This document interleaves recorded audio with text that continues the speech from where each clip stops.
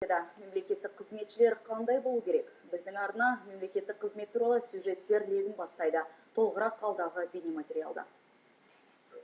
Шегелек Жансарбаев мемлекеттік қызметке өмірінің көп бөлігін арнаған. Еңбек өтілі 30 жыл. Ауыл шаруашылығы министрлігінің облыстық аумақтық инспекциясы басшысының орынбасары. Қазақстандық мемлекеттік қызмет енді ғана өз тарихын жазуды бастаған сәттен елмен бірге шенеуніктің жолын бастаған. Жауапты қызметкердің демалыссыз күндері, ауыл шаруашылығын қайта көтеру кезеңдері, жаңа бағдарламаларды іске асыруға тура келген кездері жадында сақтаулы. Тәжірибе болмағандықтан барлығын нөлден бастауға тура келгенін айтады. Ауыл шаруашылық маманы шегірткемен күресті. Сондай-ақ мал шаруашылығын дамыту үшін ауылдарға барып мал таратқанын есіне алады.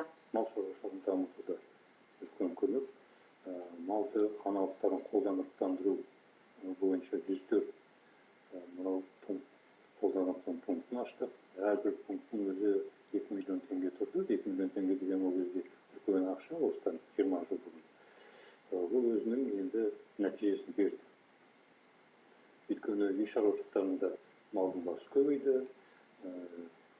жалпы шаруашылықтардың өзінде жауапкершілігі шектеулі шаруашылықтар көп болды. Олардың малдың бастары көбеюге біз үлкен ықпал жасадық.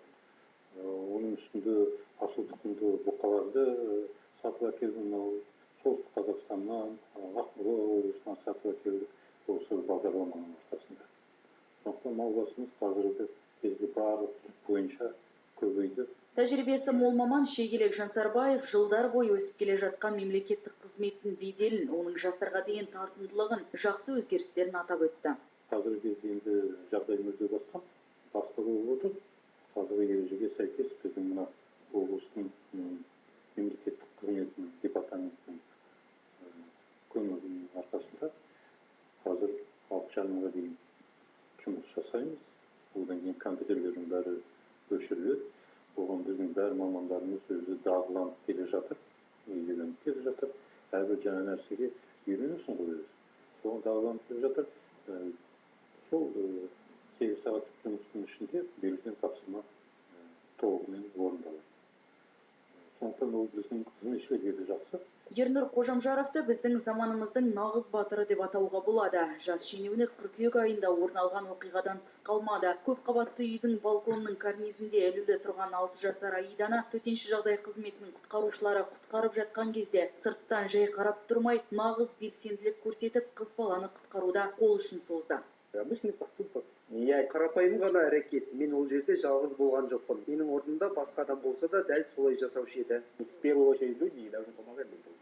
Жас мемлекеттік қызметші өзінің іс-әрекетін батырлық деп санамайды. Ерлік пен батыл іс-әрекеттері үшін Ернұр әділет департаментінің грамотасымен марапатталды. Ернұр Қожамжаров мемлекеттік қызмет жолын аз уақыт атқарса да 4 жыл ішінде ол қарапайым маманнан бөлім басшысына дейін өсті.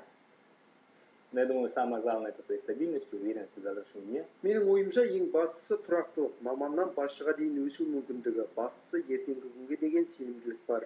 Это самое главное в своем карьерном росте, в принципе, результате. Қарапайым ғана екі әңгіме, екі әртүрлі адам, бірақ екеуін бір ортақтастыратын іс ол мемлекеттік қызмет. Марина Сахарова, Гүлмира Бақтиярова, Анатолий Класин, Дәулет Қошқарбаев, ертіс ақпарат. Павлодарда Қазақстан